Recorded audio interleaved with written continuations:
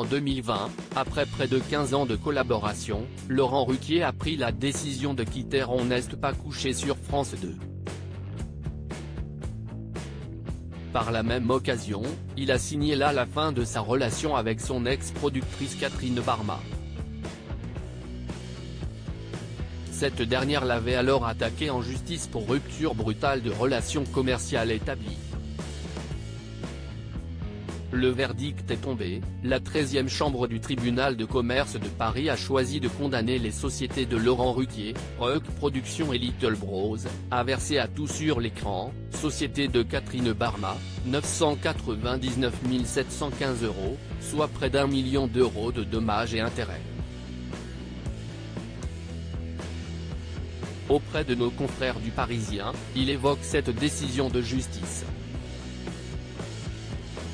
À la question de savoir s'il compte faire appel, l'amoureux d'Hugo Manos indique que ce n'est pas encore décidé. Nous avons un mois pour le faire.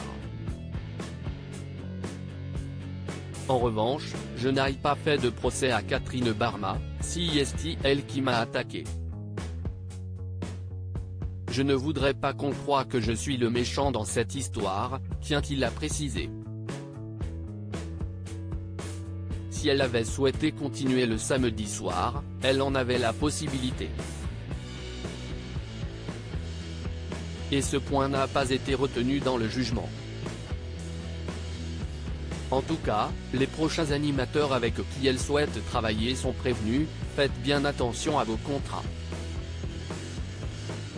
Laurent Ruquier a assez mal vécu le verdict. Laurent Ruquier confie par ailleurs avoir assez mal vécu le verdict inattendu du tribunal dans le procès intenté par Catherine Barma.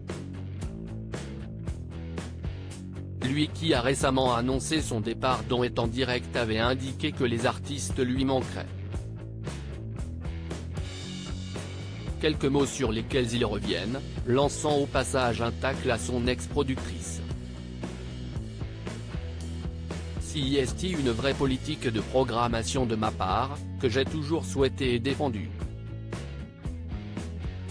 Je ne suis pas à la recherche de l'audience à tout prix. Cela a parfois été un combat auprès de Catherine Barma, son ex-productrice. À l'époque, elle m'avait même reproché de recevoir Juliette ou Grégory Gadebois parce qu'il était trop gros, lâche-t-il. S'il quitte l'émission qu'il présentait avec Léa Salamé, Laurent Ruquier ne claque pas définitivement la porte de France 2. En octobre et novembre, je vais tester 2 nouveautés en prime time.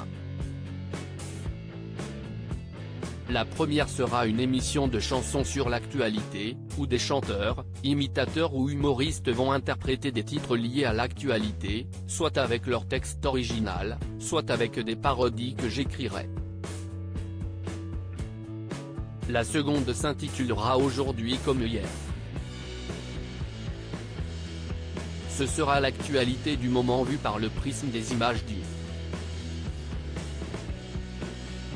Il y aura des invités sur le plateau et un grand débat comme j'avais envie de le faire le samedi soir, déclare-t-il. Un nouveau départ sur la même chaîne, mais avec une autre production.